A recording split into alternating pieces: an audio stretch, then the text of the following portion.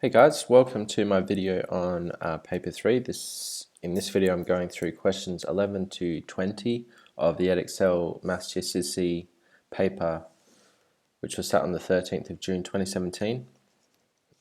In the first part of this video I went through questions 1 to 10, so if you haven't watched that I'd say go back and watch that one and then come onto this video because it's the second part of this exam.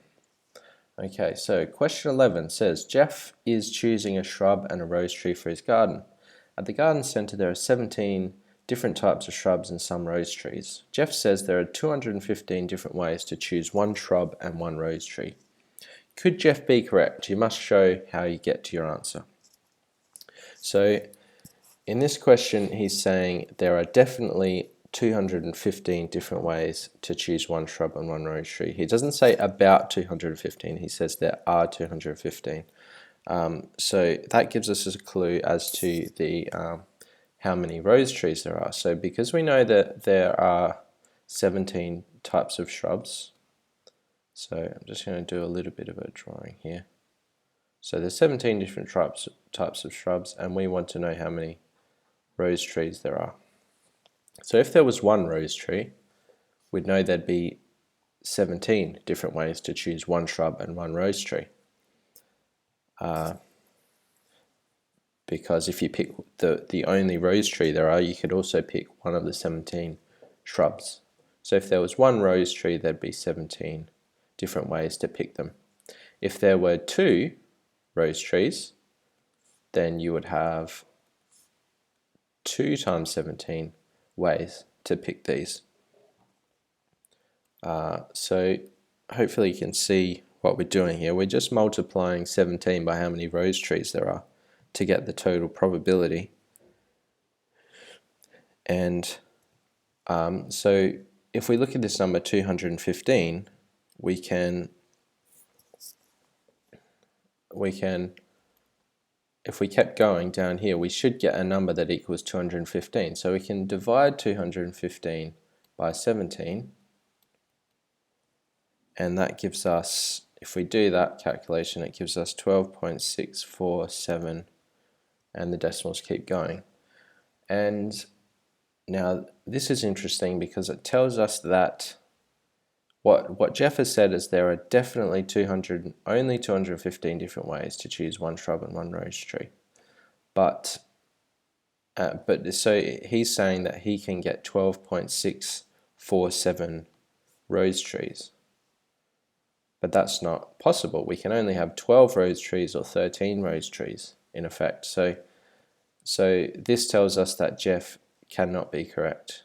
So no, you can't have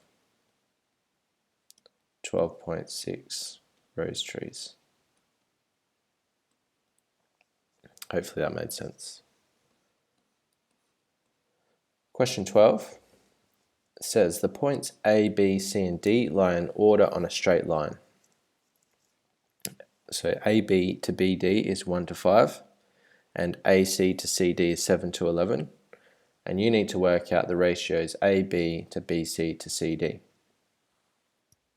So because they lie on a straight line, the first thing we can do is draw that line and then put our points on. So AB to BD is 1 to 5. So if we put A and B on, we need BD to be 5 times that length. So let's just kind of estimate it a little bit. So 1, 2, 3, 4, 5. So D would be about here. And this doesn't have to be exact, it's just a sketch to help you figure it out the problem. And then AC to CD is 7 to 11. So C is in here somewhere, where this CD is a little bit longer than AC. So let's say C could be maybe here. Okay. And we know that this is 1 in here, and this is 5. And we know that different color, yellow. and we know that AC is 7 and CD is 11. Okay. So what's the actual problem here? We don't know. We know kind of the relationship between AB and BD, and we know the relationship between AC and CD, but what we want is the relationship between AB and BC. And we can work that out using the fact that we know that AC is 7 parts and AB is 1 part. And we need to figure out some relationship between these two ratios. There are different processes to figure these out. You might have a method to solve these. I generally just try to relate the two ratios with a common factor. So if we add those two ratios, we get 18. So well, we can say A to D in the orange is 6. 1 plus 5 is 6. And also it equals 18, 7 plus 11. So 1 part of the first ratio is worth 3 parts of the second, right? So AB is worth 1 part in this first ratio, and we know that one part of the orange ratio is worth 3 parts of the yellow ratio, so this must be 3. If I was to put this into what I've called the yellow part, this would be 3. So therefore this must be 4, and then we know that's 11. So the ratio of A, B to BC to CD is 3 to 4 to 11. Okay, moving on. Question 13 says, write down the inequalities that define the shaded region. I believe this is a new topic in this year's GCSEs, graphing inequalities. So this might be something that's new to you as well. And so we need to define this shaded region on this graph in terms of these lines that have been drawn. So the first thing here you need to do is to write down the equations for these lines. So a horizontal line, you know, is always y equals something, and in this case it's y equals -2 because it crosses the y-axis at -2. This line here has a gradient of 1. You can see at 0, 0, has a point at 0, 0, and then a point at 1, 1, and then a point at 2, 2. So the slope's obviously 1, and the y-intercept is 0, so that's going to be y equals x. And then this one, the y-intercept is 1, and if we've got a point here at -2, 0, and remember the gradient is rise over run, so we go up 1 and across 2. So the gradient there is a half, so this is going to be y equals a half x plus 1. And then this shaded region, you can see it's higher than y equals -2. So y is greater than -2. And you might have seen that if these are solid lines, then it's actually greater than or equal to. But if it's a dotted line, it's only greater than. So this is greater than or equal to -2. You can see the shaded region is less than, it's going below this line here. So y is less than or equal to a half x plus 1. And for this line here, it's kind of to the left, but we would define that as greater than, because it's actually kind of, if you leveled this line out, it would be higher than or greater than. So we would say y is greater than x as well, greater than or equal to x. Okay. Question 14 gives us an algebraic fraction and it's asking us to simplify it, and they're both quadratics, so that gives you a clue that you need to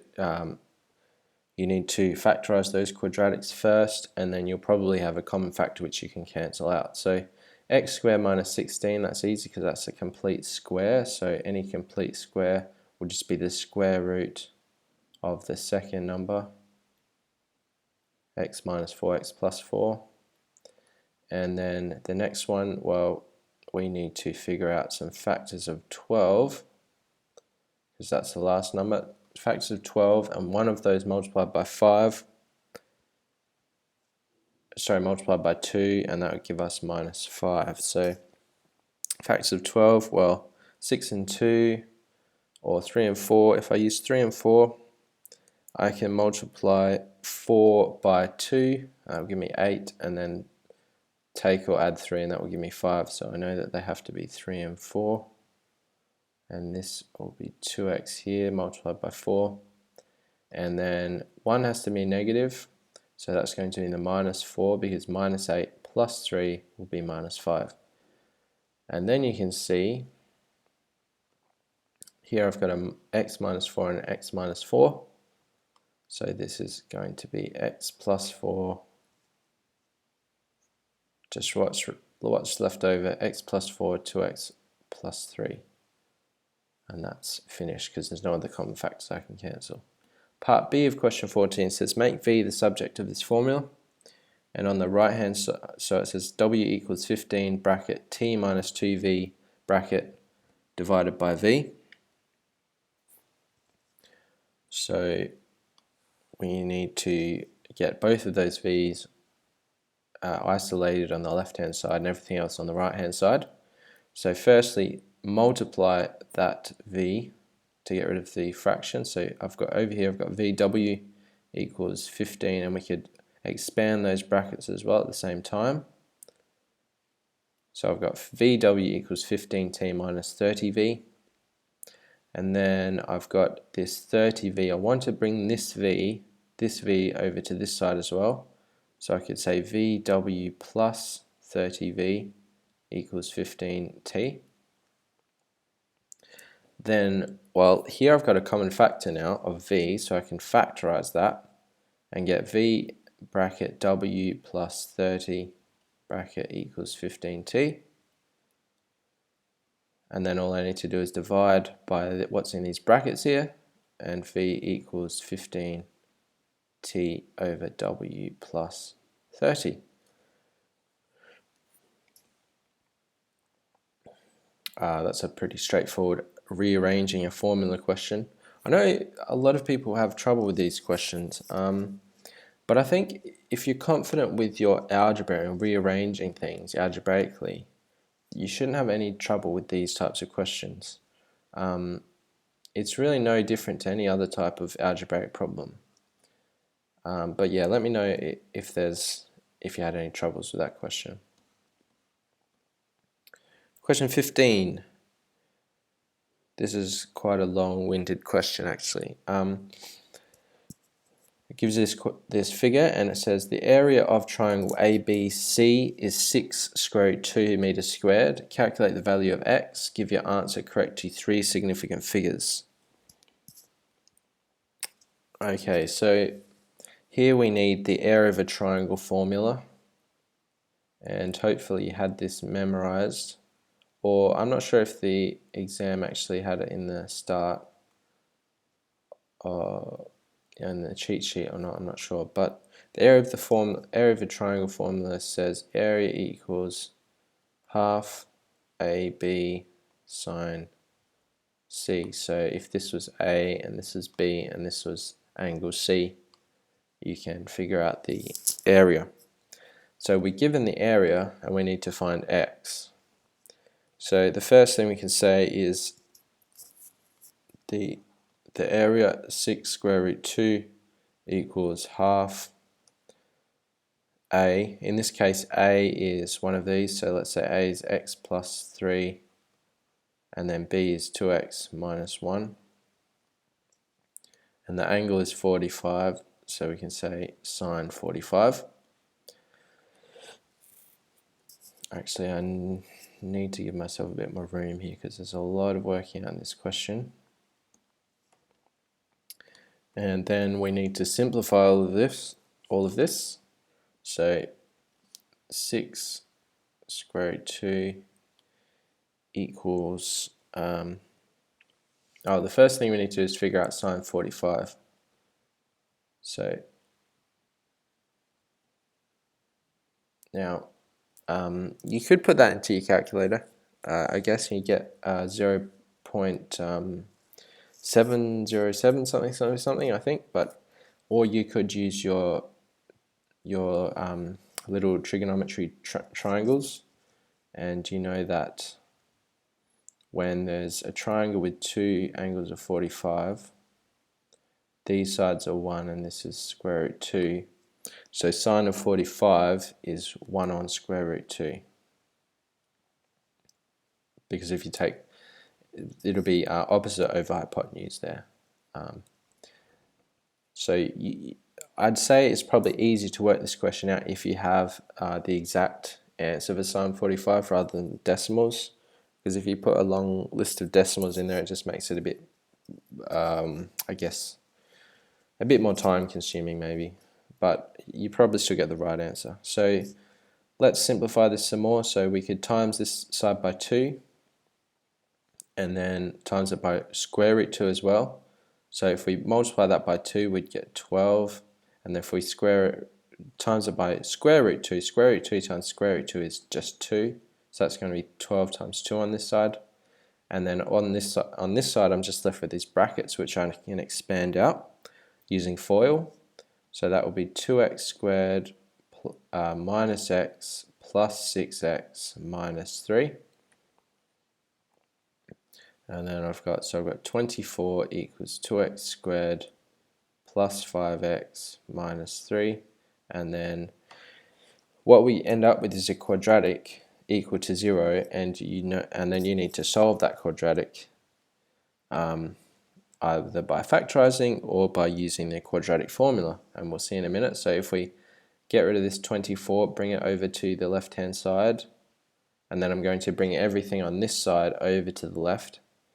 So 2x squared plus 5x minus 3 minus 24 is minus 27, and all of that equal to 0. Now, if you try factorizing that, you'll realize you can't, and that's when you realize, oh, I need to use the quadratic formula. And this is where I think this question just went a bit too far. I think they should have made that something that could be factorized without the quadratic formula, because already there's a lot of work there. And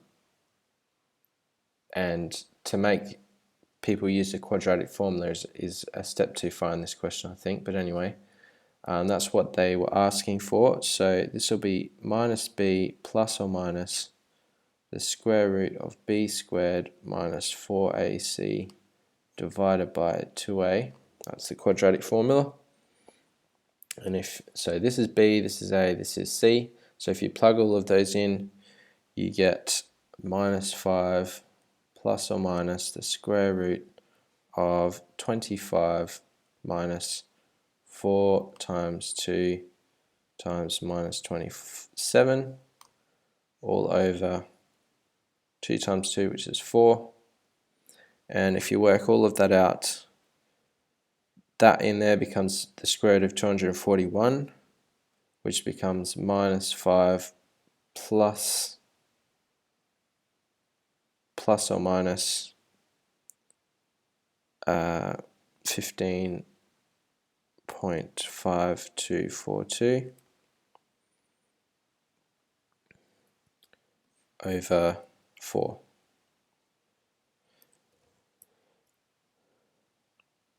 And then, so what we get is, if we use the negative here, so if we say minus 5 minus 15.5242, we get a negative number. But in this case, because we're talking about lengths, and if you so you'll get minus 5 minus 15.52 divided by 4 will be about minus 5.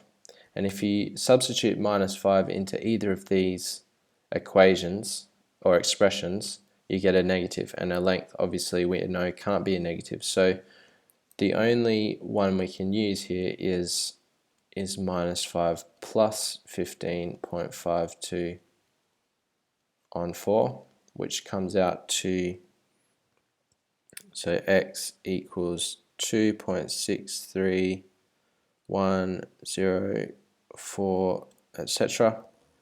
And it says give the answer to correct to 3 significant figures. So this will be x equals 2.63.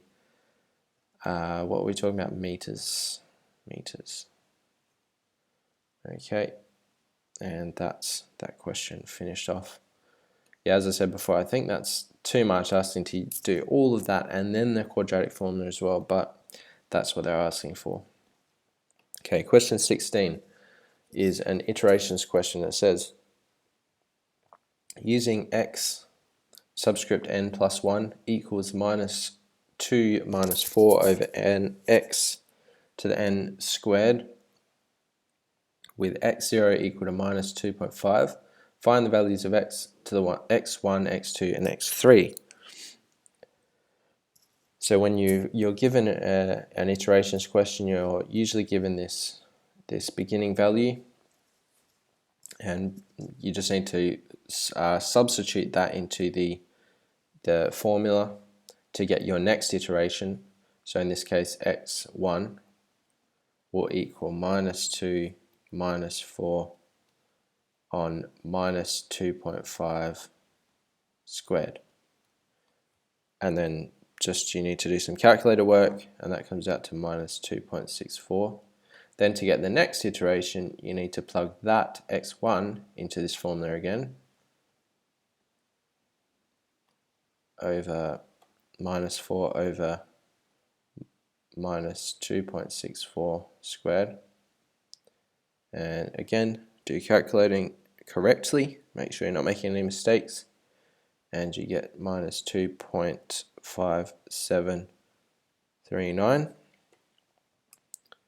And then again, substitute that into the formula, and so put that into that formula, and you do the calculations, double checking as always, and you get minus 2.064.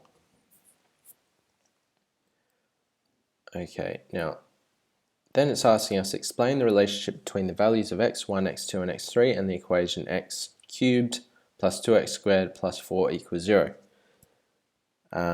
So if you haven't seen a question like this before, I could imagine this would seem like a bit out of left field as to how this could relate to this.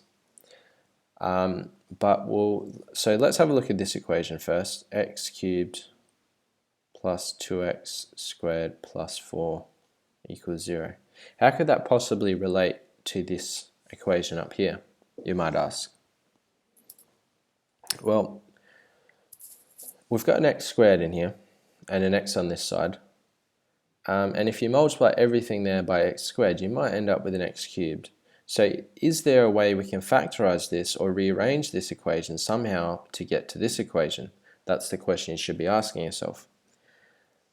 So let's just work through it, and maybe we'll get to this equation up here.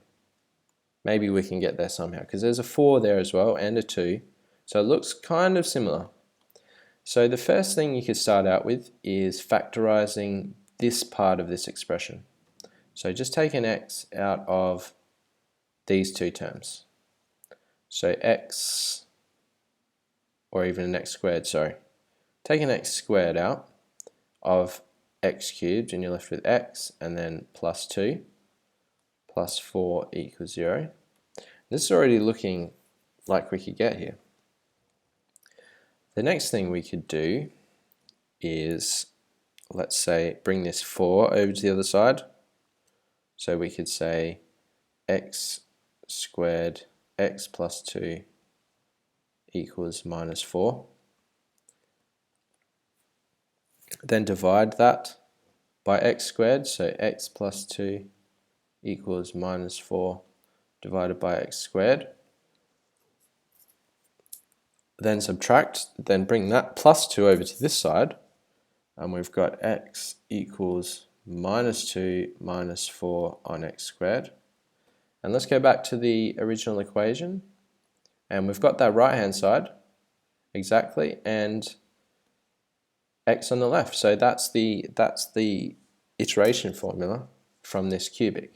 And actually, iterations are one way of solving cubics. So if you were having trouble coming up with a solution to this cubic, one way is to arrange it into an iteration, come up with some approximation, and keep iterating it until you get to your solution. So these answers up here are estimates for the solution to this cubic. So it says explain the relationship, or we can say the iterations are estimates of solutions. R's are estimates of solutions.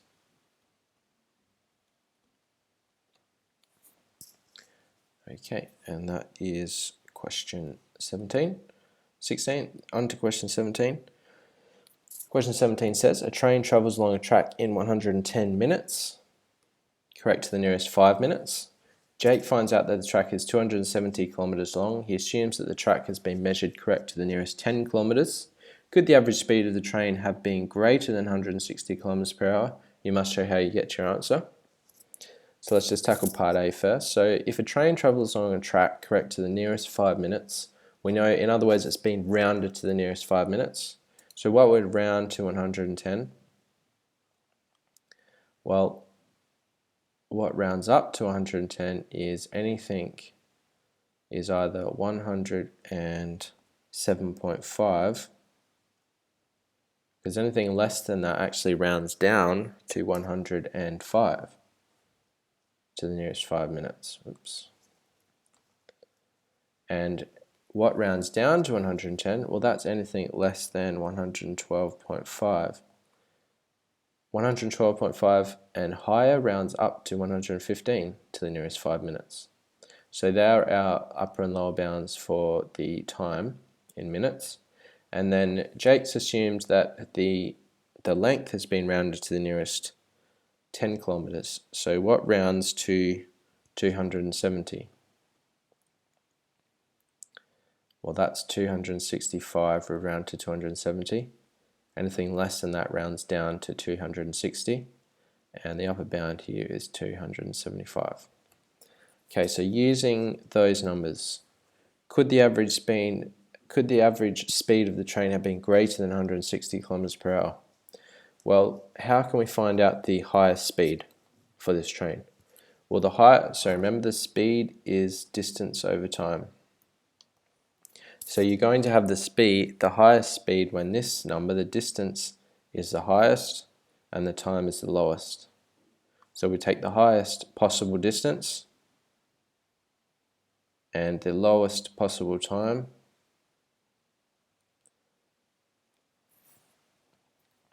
and remember, probably the easiest way is to change this into hours before we start. So divide that by 60 and you get 1.7967 approximately. So if you divide that by 275, you get 153.058. That keeps going. So round that off to 153.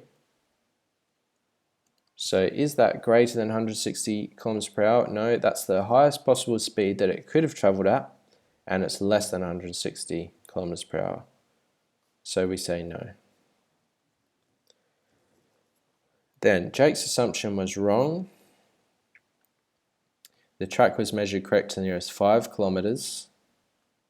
So explain how this could affect your decision in part A. Well, if the track is measured to the nearest 5 kilometers, what would be the highest possible distance? That would be 272.5. Now, if the the highest possible distance has gone down, then the greatest average speed would also go down. So average speed, as d decreases, then s decreases as well. So the answer would stay the same. Answer the same. Okay. So that's all you need to really say for that part. Nothing's really changed. Okay, question 18. I believe someone asked me to go through this question, so hopefully they can see this video. Question 18 says, parts A, B, and C are points on a circle of radius 5 centimeters, center 0.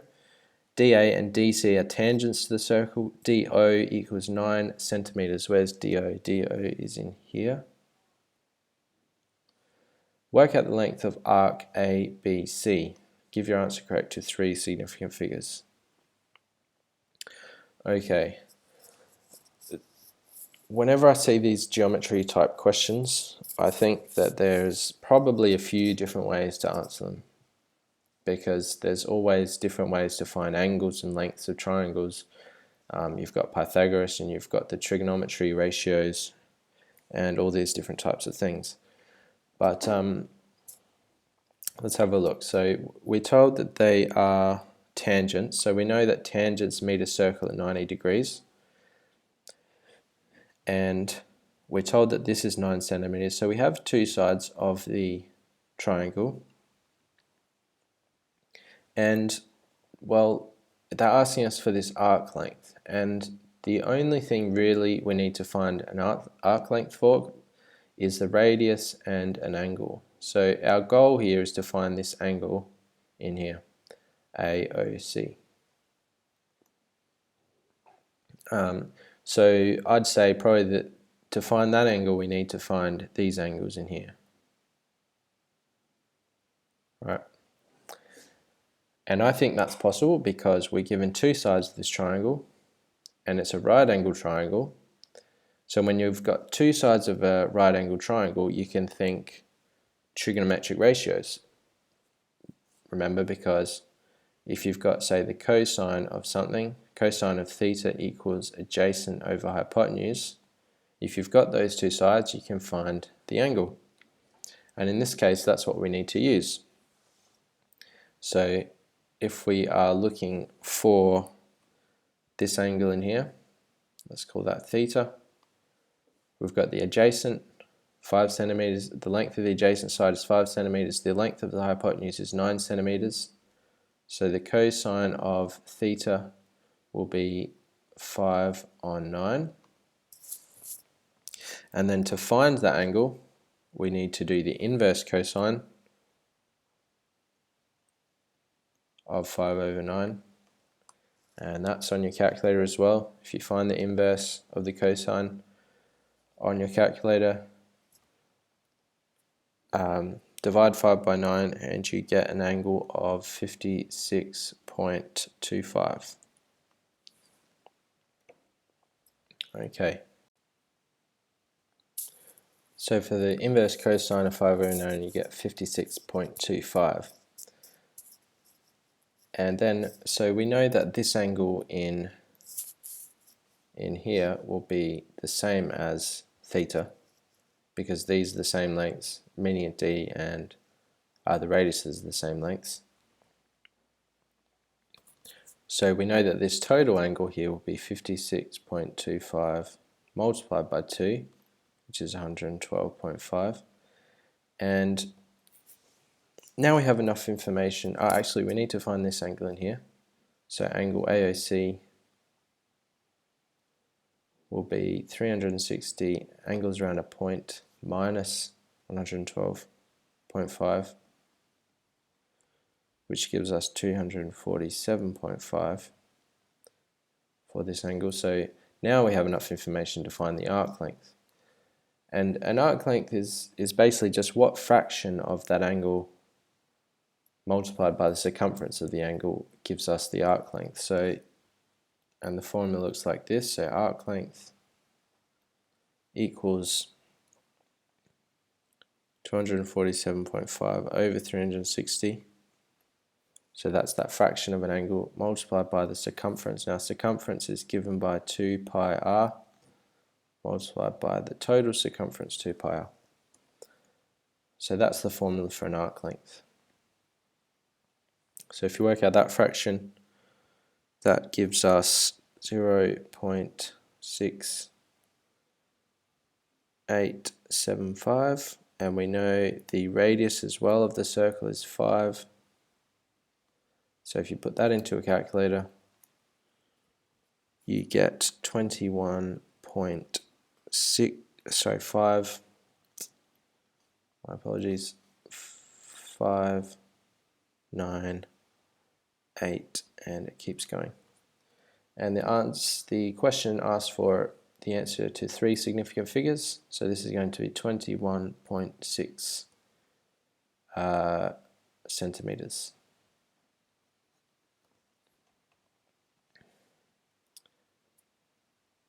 Length of arc. Yeah, the length of arc ABC, this one. Okay, 21.6 centimeters. Okay. Question 19 says solve 2x squared plus 3x minus 2 greater than 0. Deceptively simple looking question. Inequalities can be tricky when they're quadratics. So the first thing you need to do, just like a normal quadratic, is just factorize this. So here we need 2 factors of 2. So the only 2 factors of 2 are 2 and 1. And 1 needs to be 4 to make 3. That's going to be minus 1 and plus 2. So plus 4 minus 3 would be 3. So that works. And then we need a few ways you can proceed from here. You can draw a sketch and derive things from that sketch in order to show where x is greater than 0, because what this is asking is, if this quadratic is greater than 0, when is x greater than 0? When can x be greater than 0? So remember, any quadratic will either look like this or like that. So in this case, because this is a positive x squared, positive coefficient of x squared, we know it's going to be a smiley face or up-facing quadratic parabola. So let's just draw a very quick sketch.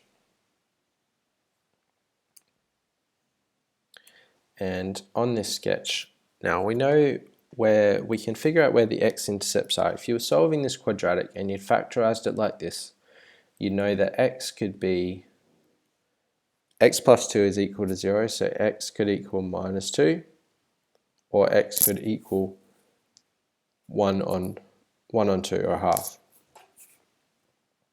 So in other words, they're the roots or the solutions of that quadratic.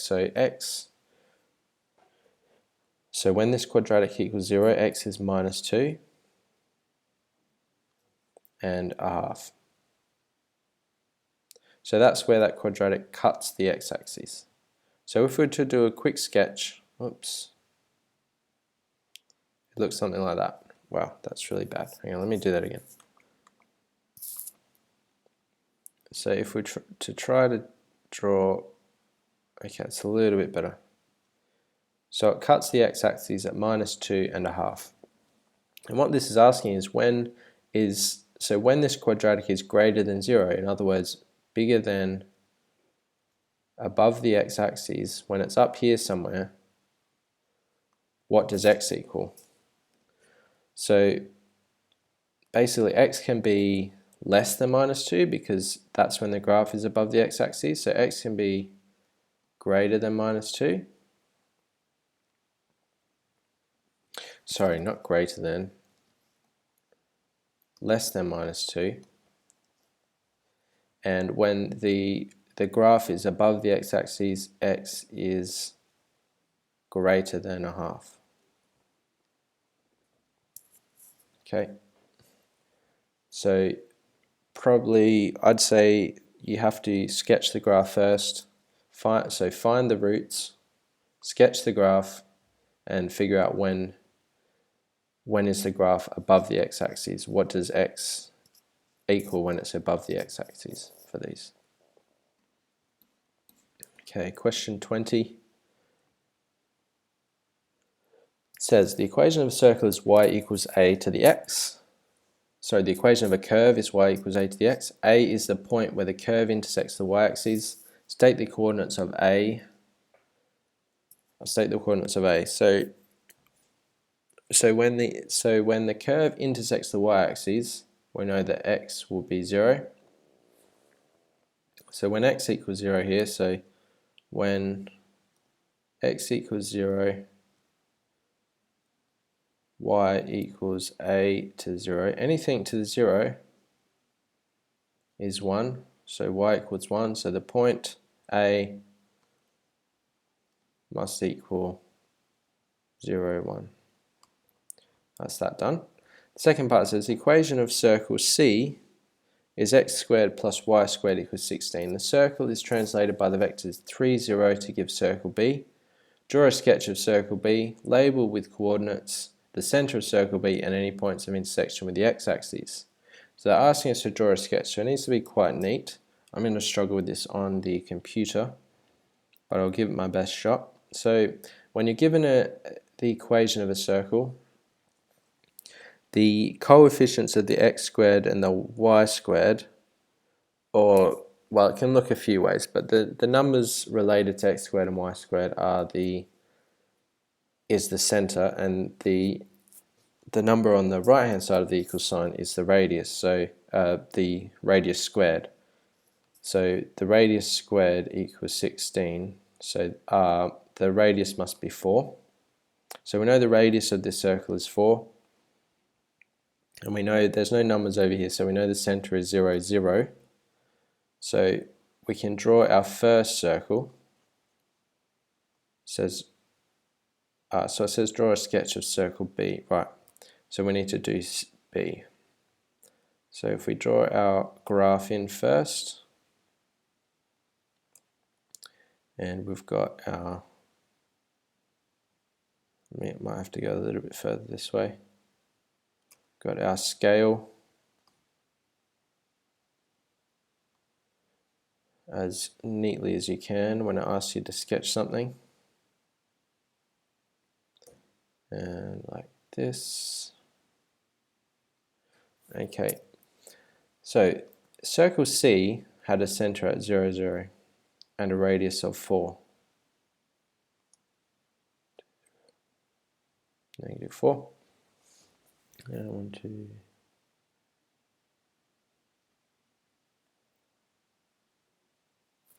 So it would have been around there. And then it's translated by the vector 3, 0. Now when you're given a translation vector, the top number is the left, what it moves left to right, and the bottom number is up and down. So we know it has moved to the right 3 units. If it was a -3, it'd be to the left 3 units. So we've moved that center of that circle 1, 2, 3 to 3, 0. But the radius hasn't changed and nothing else about the circle has changed. So we know that, so it says label with coordinates.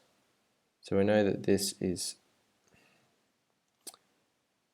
3, 0. That's the center. And we know the radius is still 4, so it's going to be out here somewhere.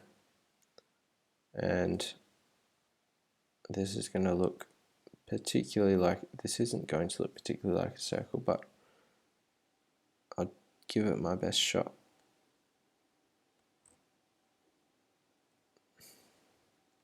Okay, so it's going to be there somewhere. And it says also label any points of intersection with the x-axis. So we know that it cuts at -1, -1, 0, and also it cuts at, well, if this is 3, this must be 7, 0. and that is circle B. And that's that done for question 20. I think that was quite an easy question to end an exam on, actually. Not much work there. I'd say probably the hardest question in this was 15 or 16. But yeah, I hope that was helpful. That was paper 3 of the GCSE maths exams for this year. That's the last paper that I needed to cover. Next, I might do the November exams or just make some videos around other things to do with GCSEs. But I hope you enjoyed that. I hope it was helpful. Please leave a like and a comment if you have anything at all you want to share. Other than that, I'll see you next time. Bye.